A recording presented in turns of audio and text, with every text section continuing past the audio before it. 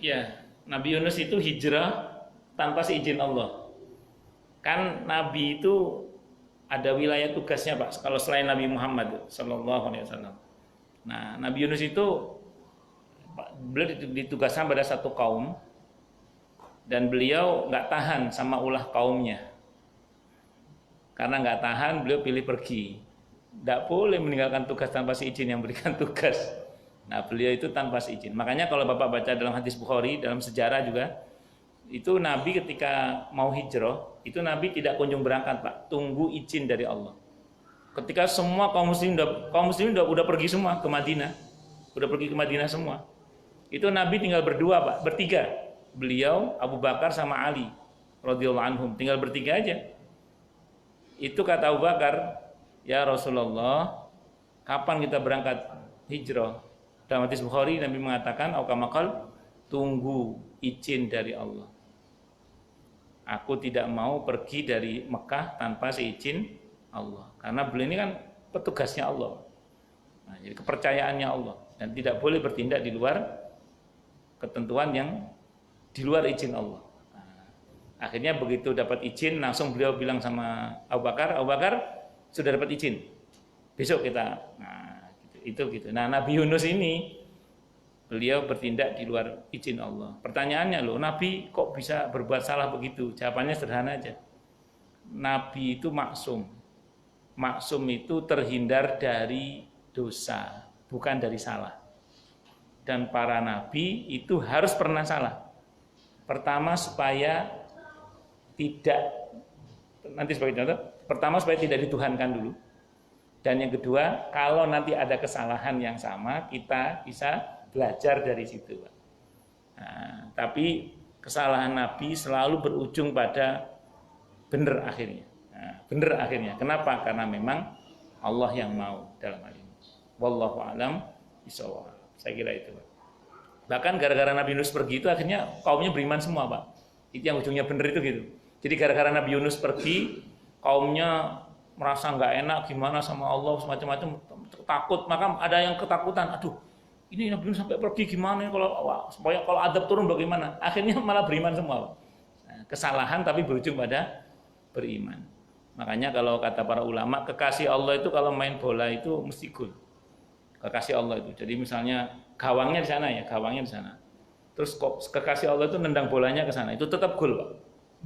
Ya itu gitu kalau kekasih Allah. Kenapa?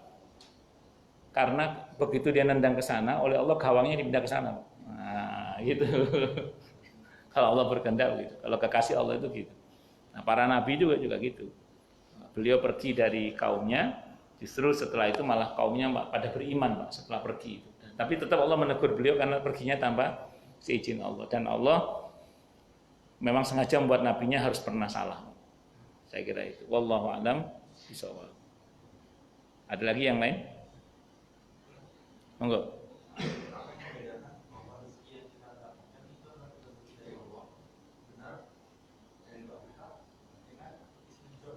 Bagus.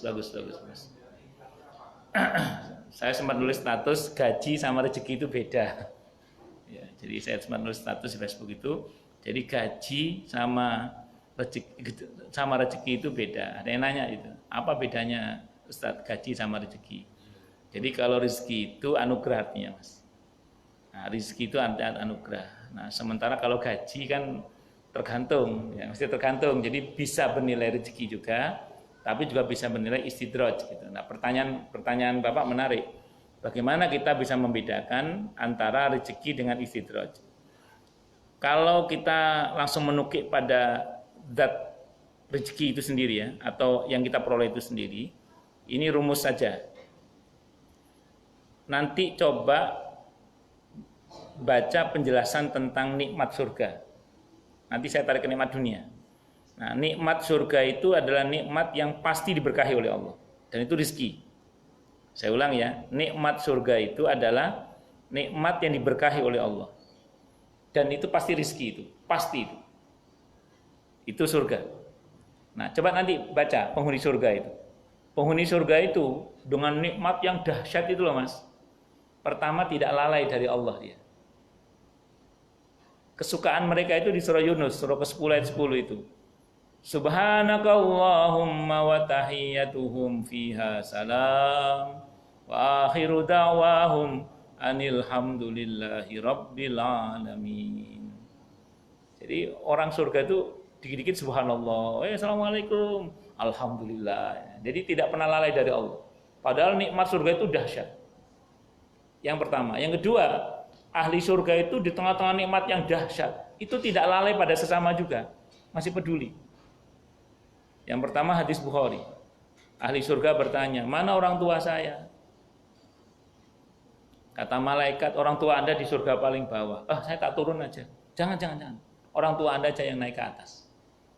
Jadi masih ingat orang tua. Walaupun nikmat begitu dahsyat di surga, nggak lupa sama orang tuanya. Yang kedua hadis Sahih riwayat Ibnu Majah. Begitu ahli surga masuk ke surga, ya Allah, mana teman-teman saya yang dulu sholat bersama dengan saya, yang dulu puasa bareng sama saya, kalau mau kita teruskan dulu ngaji bareng sama saya. Kata Allah, sebagian nyangkut di neraka, jemput kata Allah, suruh jemput mas, masuk surga bareng-bareng. Itu syafaat dengan izin Allah namanya. Artinya, nah, kalau mau kita teruskan, kalau Bapak ingin tahu apakah yang Bapak peroleh, yang saya peroleh, yang kita peroleh termasuk barokah atau tidak, rezeki atau tidak. Pertama, melalaikan kita dari Allah enggak? Nah, itu yang pertama. Yang kedua, apakah masih membuat kita peduli pada sesama atau tidak? Kalau, mohon maaf, kenikmatan yang kita peroleh masih membuat kita tetap ingat kepada Allah, buat kita semakin dekat dengan Allah, dan semakin banyak berbuat baik pada sesama, maka bersyukurlah pada Allah. Itu namanya barokah. Tapi, lanjutannya, kalau banyaknya harta itu justru membuat kita semakin lalai dari Allah, semakin jauh dari Allah, udah begitu semakin tidak peduli kita pada sesama, sepatutnya kita curiga, jangan-jangan itu adalah istidraj. Dan istidraj itu berbanding lurus dengan kemaksiatan. Saya ulang, istidraj itu berbanding lurus dengan kemaksiatan. Karena gini, ini perlu saya sampaikan karena gini. Ada seorang ibu-ibu, dia nanya sama saya, Ustaz, saya jadi takut Ustaz, katanya. Takut kenapa Bu? Setelah saya terangkan tentang tadi itu. Alhamdulillah, Masya Allah Ustaz, ya, suami baik, anak-anak berprestasi. Ekonomi kami tercukupi lah, Alhamdulillah, Masya Allah. Cuma saya jadi takut Ustaz, kalau cerita Ustaz tadi, jangan-jangan ini istidraj. Saya bilang sama beliau, kalau ibu tahu suami ibu selama ini baik, dan cara mendapatkan hartanya juga baik, dan menggunakannya di jalan yang baik, dan selama ini semuanya berusaha berbuat baik, ya jangan buruk sangka sama Allah, itu istidraj lah. Bersyukur aja pada Allah. Kecuali saya bilang, ibu tahu bahwa suami dalam cara-cara mendapatkannya nggak benar, digunakan untuk sesuatu yang nggak benar, terus mohon maaf ada banyak perbuatan maksiat yang kita lakukan. Nah itu patut kita curiga, jangan-jangan itu adalah istidraj. Kalau itu istidraj bagaimana? Ya taubat, minta ampun pada Allah agar dirubah oleh Allah menjadi apa? Barokah. Karena saya ulang, istidraj itu berbanding lurus dengan kemaksiatan. Saya kira itu. Wallahu a'lam bishawab. Itu Pak ya, kira-kira. Baik. Ada lagi yang lain silakan. Kalau ada. Monggo Pak. Waalaikumsalam warahmatullahi wabarakatuh.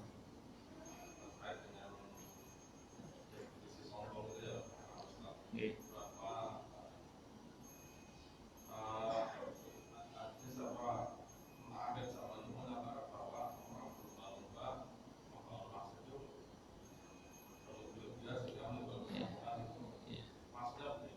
Iya, betul. Jadi gini, di antara tanda-tanda kiamat itu adalah masjid dibuat semegah mungkin dalam rangka untuk bersombong, yubahi. Jadi supaya yang bersangkutan itu berbangga-bangga, bersombong-sombong, pamer dengan megahnya masjid itu. Nah, ini jangan disalahpahami terus kemudian kalau itu masjid jelek aja lah, bukan gitu maksudnya. Jadi yang perlu kita pahami itu gini Pak. Yang pertama, kita ini harus paham bahwa masjid itu termasuk syiarnya Allah. Sya'airullah. Apa? Syiarnya Allah. Syiar itu apa? Dari kata syu'ur. Syu'ur itu sesuatu yang buat kita merasa ingat kepada Allah. Jadi konsep masjid itu pertama harus dibangun atas dasar takwa. Surah At-Taubah itu. Jadi harus dasar apa? Takwa. Kemudian yang kedua, masjid itu harus membuat orang itu semakin ingat kepada Allah. Jangan sampai orang masuk ke masjid terus sibuk selfie, Pak. Kenapa? Terpukau dengan ornamen-ornamennya yang begitu megah sampai lupa kepada Allah. Jangan sampai. Jadi harusnya begitu masuk masjid, orang ingat Allah, bukan ingat ornamen-ornamennya dan sibuk berfoto-foto tadi. Nah, itu satu dulu. Yang kedua, pembangunan masjid itu hendaklah mengedepankan fungsi, Pak. Bukan mengedepankan semata-mata estetika, tapi fungsi. Nah, jadi jangan sampai kemudian, mohon maaf, bangunan masjid itu menjadi sia-sia hanya karena dalam tanda kutip ya sibuk mengedepankan estetika tapi melupakan fungsi. Silakan dibangun yang bagus tapi mengedepankan fungsi, bukan semata-mata mengedepankan estetika tadi itu. Itu yang kedua.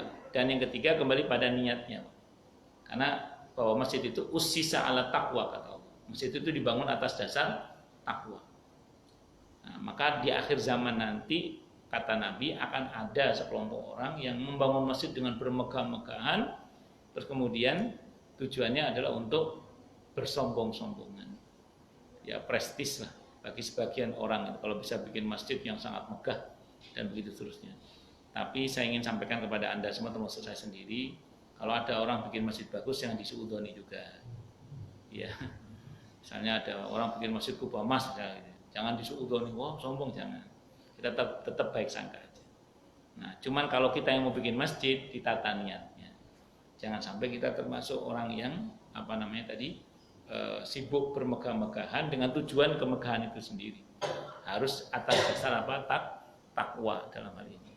Wallahu a'lam bishawab. Dan itu ada indikasi isyarat dari Nabi juga bahwa cuman bagus bangunannya tapi sepi, Pak, nggak makmur, Pak. Mending kecil begini, Pak, makmur, Pak, sambil bikin tenda itu. Masya Allah. Tadi malam saya diminta untuk ngisi pas qadarullah saya barengan sama di dekat rumah. Jadi di dekat rumah itu ada kajian i'tikaf juga. Jadi saya nggak bisa tadi malam, mohon maaf. Terus tadi karena semalam i'tikaf, kayak Bapak juga ngantuk, saya juga ngantuk juga tadi. Terus pas imsak berangkat ternyata terlambat sampai sini. Mohon maaf. Ya biasalah, namanya juga manusia. Monggo silakan yang lain. Jelas semua ya? Atau tidak jelas semua? Cukup dulu ya. Baik, kita tutup dengan hamdalah. Alhamdulillahirabbil alamin.